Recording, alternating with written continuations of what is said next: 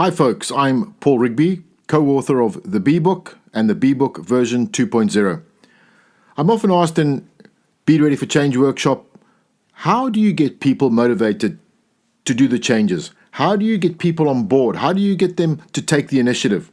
And I often say to people, tell them a good story. So let me give you an analogy.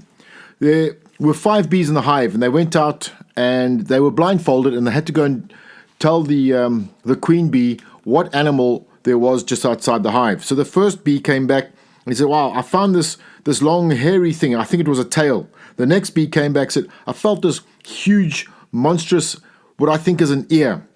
The third bee, when she came back, said there was this really hard thing. I think it was a tusk. The fourth bee came back and said, I think I must have found this thing like a trunk.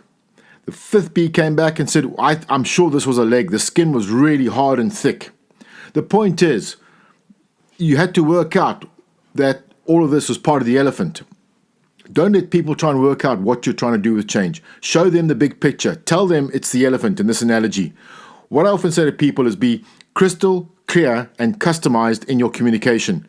If you are crystal clear and you give customized communication, people will understand what it is you're doing. Tell them a story that resonates with them, that makes sense.